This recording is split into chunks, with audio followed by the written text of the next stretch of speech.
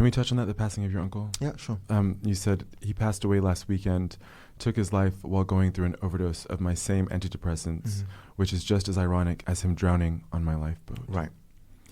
It took a while for me to go to my GP and say, well, first of all, come out as queer, and then come out as Black queer, because there's a whole underlying thing there, and then come out as someone who might be suffering from mental health. And then after I talked to her about this, this is what I'm going through, she said, oh, you're definitely going through some mental health stuff here. It took a while for me to actually take antidepressants because I thought my family doesn't believe in mental health. Interestingly enough, there is no word in my family's native tongue for depression. And my family stance on that is that if there's no word for it, you can't conjure it. You can't bring it back to life. It cannot exist. Which, again, that can lead us on a conversation about language in our communities. Totally. But to them, it's more like, well, this doesn't exist in our language, so this cannot exist, period. It took a while for me to actually take this matter in my own hands and think, actually, mental health does exist in my own existence. It's a part of who I am. So I'm going to take antidepressants. And I've always looked at them as kind of like a lifeboat. Some days I feel like I'm wading, some days I feel like I'm drowning, some days I feel like I'm just pirouetting, on the beach or whatever. But I go through ups and downs, but I always have that lifeboat I can always count on. And that has been my advent calendar for 2 years now. And then I got a call from my mother saying, oh, your uncle passed away. He had a few, things in his system, antidepressants being one of them. See, I always told you that antidepressants are the devil. I had that call around the same time when I was having suicidal thoughts. And I thought, oh, wow. Part of me, and this might sound a bit messed up, but part of me envied that he got to get away on this lifeboat. And that was the last time I had suicidal attempt, the 27th time last year. And I wrote a poem for each and every time that I had it. And that was what stopped it. Because I thought, yes, I can have these lows and churn out some great poetry out of it, but I too deserve to be happy, feel happy. I deserve to answer, I'm happy, when someone asks me, how are you, and actually mean it on purpose. I think our conversation around suicide is so lacking. For World Suicide Prevention Day last year, I remember I did an Instagram post about not ever having attempted to take my own life, but understanding why people might make that decision. Right. Like being able to look around and to say, this is not okay, right? That I don't want anyone to do. Obviously, I think that hopefully we can all do this together. And it's important that people know that you're not alone. Right. But that's, I have space. I understand. I feel like I might understand why people make these decisions. So I understand that envy. And it was an envy as well as, again, that was around the same period I wasn't really using poetry in a healthy way. So I stopped and I had a breakdown afterwards, and I realized that when I was having the occasional happy mood, I was feeling guilty because I thought, I'm depressed. I've got severe anxiety. Why am I smiling? And also, what use is this happiness to me? At the time when I was using poetry as a replacement for therapy, I thought, I cannot be writing happy poetry. I'm not going to write about hummingbirds now. Like, who does that? I don't do that. Right. Like, point me to a Black poet who writes about happy shit. And then in the times when I was feeling really depressed and having breakdowns, part of me was kind of hoping that this feeling could linger on a while longer, because I thought this could actually be useful. As in the pain is useful. The pain is useful. Because someone is out there having the same pain, but they can't really articulate that, or they can't really put that into anything. But that's an amazing insight to have in the midst of that pain, right? To think to yourself that what you're effectively saying is that this pain is for something. Right. If I'm going to suffer this much, I'm not going to suffer in vain. I'm going to make sure that something comes out of it. Now, that is also borderline unhealthy, because then you kind of revel in this feeling of, I just don't want to be here. As a suffering artist as well. Right, yeah. But at the same time, I do make sure that when I do go through moments like this, I, one, deal with it in a healthy way, but also two, make it useful in some way. Are there steps that you've taken to move yourself forward, if forward is even the right way of asking that? But are there steps that you're taking now that you find helpful? Therapy is great. I started going back to the therapist now after a really bad experience with my last one. And it is a privilege.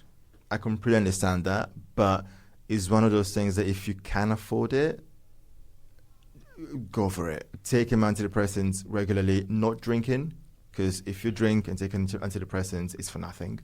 You can take an upper and a downer at the same time. And not drinking has been a godsend. Really? Yeah. And I thought, you know what, I am blessed with a liver that can take a punch. I've never been drunk ever in my life. I don't even know what a hangover is. And I thought, you know what, I'm not even drinking wine. This is just grape juice that happens to be fermented. Like, what's the big deal? Right.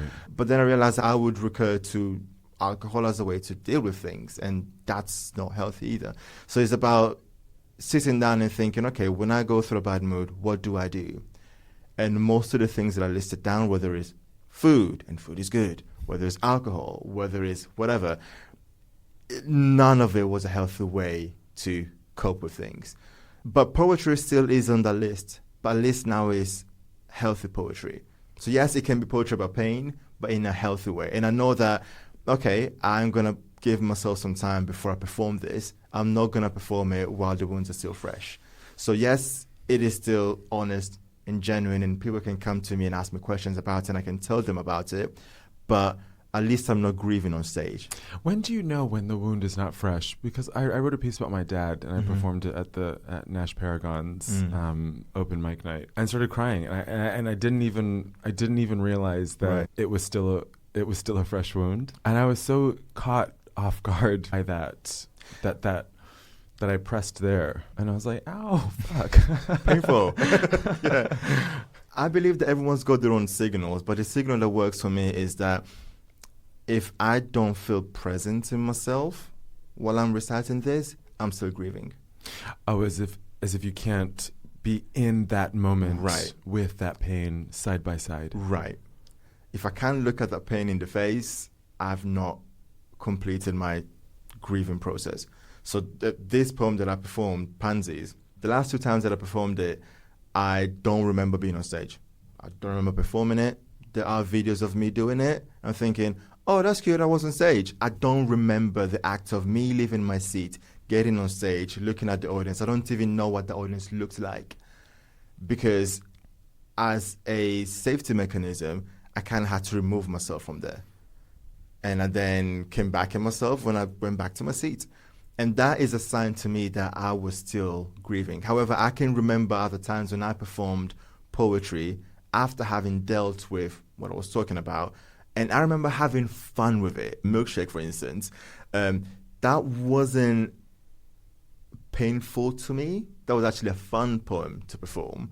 And yes, it was belligerent and whatever, but I remember each and every second of me being on stage. I remember seeing your face. I remember seeing Miss Philippa Kojima, who's absolutely adorable. And I remember that experience, but I think it says a lot if my mind just blocks out a memory of me doing something that is so dear to me, like performing poetry.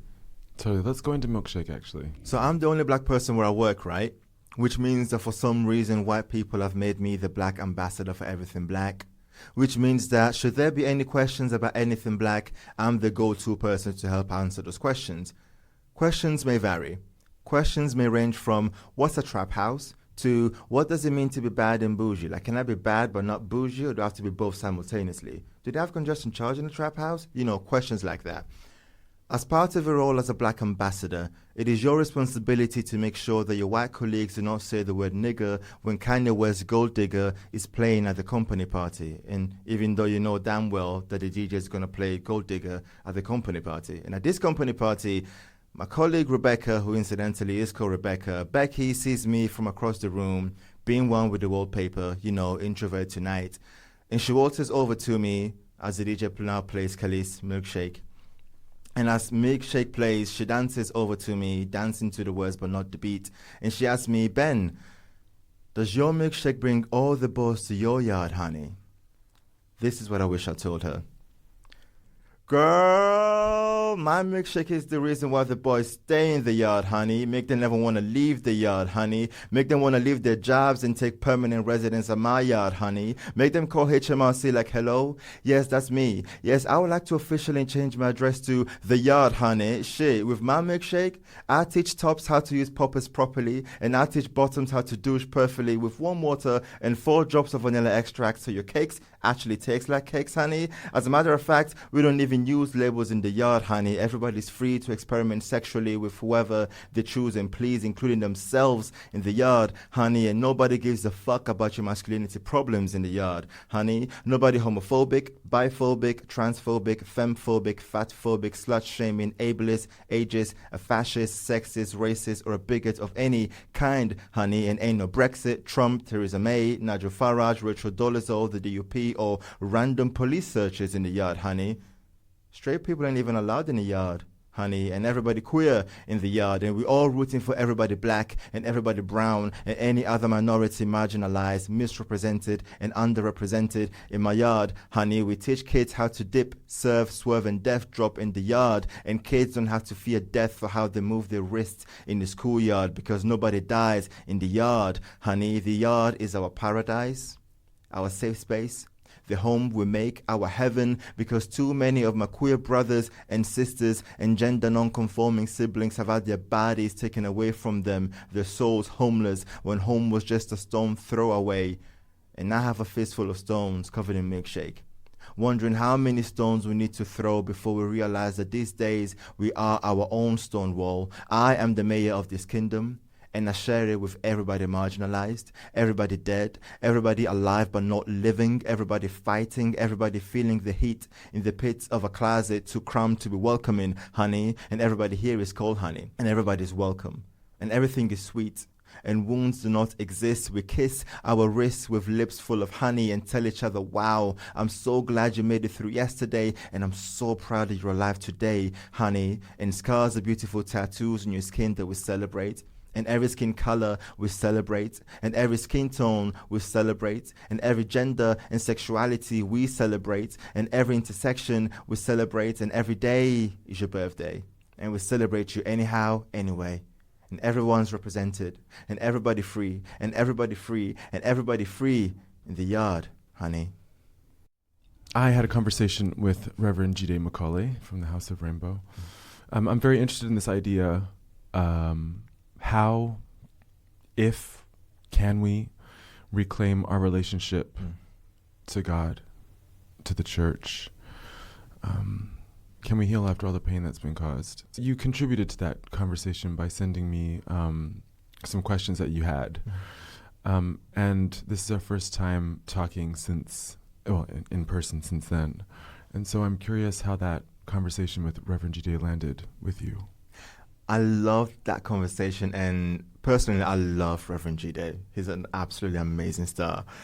But as someone who's going through religious trauma syndrome, and it's an actual syndrome of people who have gone through, whether it's conversion therapy or some trauma because of religion, I do find religion quite triggering.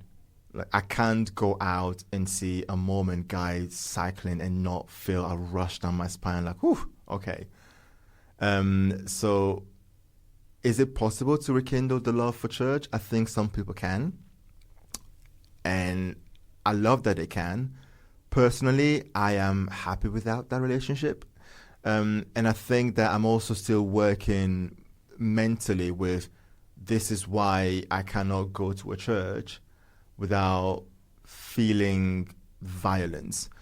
And it's, in a way, a similar relationship to that I have with myself and the Black Barbershop, for instance. I cannot just go there as a black queer body and not feel like I need to readjust myself in a way. And so religion to me is similar, if not an even deeper relationship, because so many people attach the whole identity to a church, a religion, and I can't picture myself doing that anymore. Well, I mean, you experienced quite a violation at the hands of the church. Right, yeah. I mean, my very first memory, ever, was going to a church. I was raised in a very religious household. My father was Pentecostal. My mother was Christian of another denomination, which I shan't mention. And it was great because I remember going to the Pentecostal church, which was, everybody dance now, right? We had food, we had drinks, we were shouting up and down. People were just speaking in tongues. I was trying it because I thought, hey, I can speak it. And then the following Sunday, we'll be going to this predominantly white church where everything was somber. And like, let's raise up, sit down, raise up, sit down, sing hymns. And I started very early having my own relationship with God, with the church, with religion, to the point where I started preaching when I was 6, Really? Converted my father to my mother's church when I was 9, and got baptized when I was 10. I was this prodigy child in my church to the point where they all thought, you are going to be a missionary. And I actually loved that because I thought, I love studying the word. I read the Bible back and forth so many times to the point where if someone were to quote Leviticus on me, I can quote some more on them. We know Leviticus. We know Leviticus. But I also knew that there was a part of me that couldn't reconcile with that. I can pray about it, but there's only so much prayer that you can do on yourself before you realize that this is yourself. This is your identity for a reason. And yes, we are all made up of layers, and we sometimes wear them like coats wherever we go. I wear a coat when I go to a black barbershop, and I'll wear another coat when I go to a queer poetry night. But when I would go to church, I remember just having to shed so much of myself that I didn't recognize myself in a way. And it took coming here to the UK and discovering queerness, discovering that one, there's lots of gay people. 2, yes, I am queer. But also 3, the question being, can I be queer and black and African and an immigrant and religious? And I thought that was a bit too much and I had to get rid of some away. And in the end, things happened and I was sent through conversion therapy from my own family. And it was a process that lasted 2-3 years. It was a long process. Sorry, you were in conversion therapy for 3 years, yes. And I am lucky enough to have survived it. Clearly did not work because now I'm more queer than before. But now I understand what my queer identity means to me. So I think many of us don't know what the process of conversion therapy looks like. Are you okay to talk about what that is? Sure, yeah. So conversion therapy is, in a nutshell, a quote-unquote therapy that aims to turn queer people straight through various methods. Usually when people think about conversion therapy, they think of Mormonism because in a way they are famous for doing that. There is a movie that came out, a movie and a book actually that came out recently by Garrett Conley called A Boy Erased. It took me a while to get through the book because I could not read it and not see myself in there as well. And it was this queer writer talking about his past in the Mormon church and being sent through conversion therapy as well. And coming, on the other side of having survived it. But it is a painful process. I went through it because I thought that this is the right thing for me to do, but there are so many techniques that I use as part of it that are pretty much mental manipulation. And no one leaves conversion therapy healthy. The decision to go into conversion therapy, because you said you thought it was the right thing to do. Yes. Why? So, trigger warning, sexual assault. But on my 16th birthday, I was sexually assaulted. And I was living with that pain for months until I then confessed to an elder of the church. And he said to me, this is clearly a seed of homosexuality here. So if that happened to you, you clearly must have wanted that to happen to you. Because nothing can happen to you if you don't want it. That was the rationale that they used on me. So he told me that on the A406 we were moving, it was 60 miles per hour. Because I remember looking at him in the dashboard, And he said, you've got two options now, because you've got a bright future ahead of you. Like, you're mentoring all of these kids at church. You're mentoring adults. You're converting people. You've got a whole religious career here. You cannot tarnish